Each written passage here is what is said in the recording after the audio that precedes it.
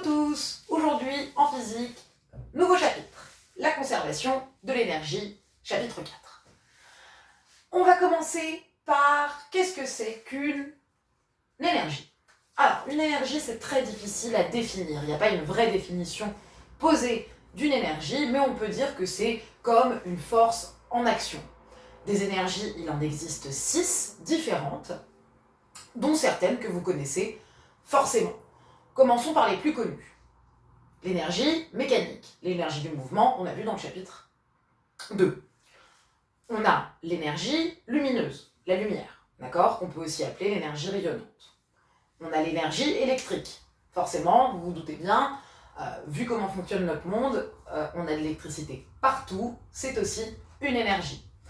On a des énergies qui vont un peu moins vous parler, mais qui existent quand même. L'énergie chimique, qui est contenue à l'intérieur des molécules. Lorsqu'une réaction chimique se fait, il y a de l'énergie, d'accord, qui va permettre que ces réactions se fassent. Quand vous mangez de l'énergie chimique pour récupérer des nutriments, du glucose, pour produire votre propre énergie, pour fonctionner par exemple. Il y a aussi l'énergie nucléaire. L'énergie nucléaire, on va la retrouver soit dans les atomes radioactifs, comme l'uranium, soit par exemple dans le Soleil. Notre Soleil fonctionne de manière nucléaire, on en parlera plus tard.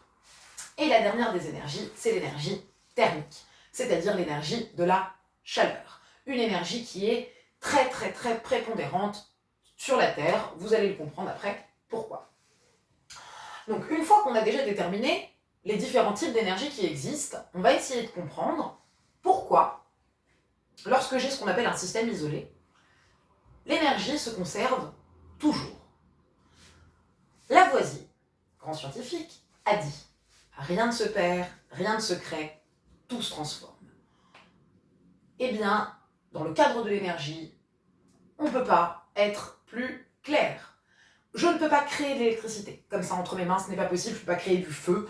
Je ne peux pas détruire de l'électricité. Je peux, à la limite, l'éteindre, mais je ne peux pas la détruire. Je ne peux pas détruire du feu. Je peux pas détruire de la chaleur. Je peux éteindre le feu, mais je ne détruis pas la chaleur. Je ne peux pas détruire des molécules chimiques. L'énergie chimique, je peux détruire les molécules, mais je ne peux pas détruire l'énergie chimique qu'elles contiennent. Donc, une énergie, elle ne se crée pas spontanément, elle ne disparaît pas spontanément, elle va se transformer, d'accord, d'une forme à une autre. C'est ce qu'on appelle la conservation de l'énergie. Quand j'ai un système isolé, il ne va pas échanger l'énergie avec le reste du monde, d'accord? Il va, même si dans son système les énergies vont se transformer, eh bien, il ne va pas échanger de l'énergie avec le reste du monde. Vous n'avez pas des éclairs qui sortent de nulle part comme ça n'existe pas. En revanche, une énergie peut se transformer en une autre énergie. Un exemple très simple. Si je prends une lampe, qu'est-ce que je vais insérer comme énergie à l'intérieur d'une lampe? Je vais lui insérer de l'électricité, je vais la brancher à une prise. Cette prise, elle m'envoie de l'électricité, mais ma lampe, l'intérêt de ma lampe, c'est pas qu'elle me produise de l'électricité. L'intérêt de ma lampe, c'est qu'elle me produise de la lumière. Donc, l'énergie électrique qui va arriver à l'intérieur de ma lampe va être entièrement convertie en énergie lumineuse, d'une part, et aussi en chaleur. Je pense que vous avez tous déjà remarqué qu'une ampoule, quand elle reste allumée très longtemps, va libérer un petit peu de chaleur. Et bien ça, c'est ce qu'on appelle une perte énergétique. Quand j'ai une lampe, je ne veux pas de chaleur, je veux de la lumière. La chaleur étant trop, c'est de la perte. C'est parce que lorsqu'une énergie se convertit en une autre, souvent, toujours même, on va dire, même pas souvent, c'est toujours, lorsqu'une énergie se convertit en une autre, elle va se convertir d'une part dans l'énergie qu'on souhaite, par exemple à la lumière, et d'une autre part, toujours en chaleur. Prenez n'importe quel exemple peut être bon, prenons par exemple une machine à laver.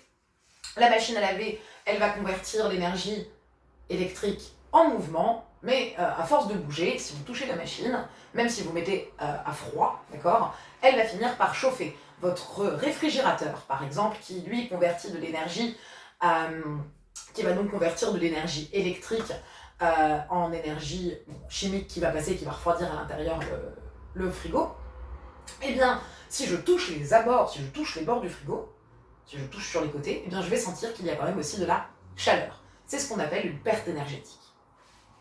On va s'arrêter là pour le premier cours sur les différents types d'énergie, d'accord? Et sur le fait qu'elles vont passer, forcément, que l'énergie se conserve, mais donc elle peut passer d'une forme à une autre. On verra le reste, eh bien, vendredi. Je vous dis à vendredi.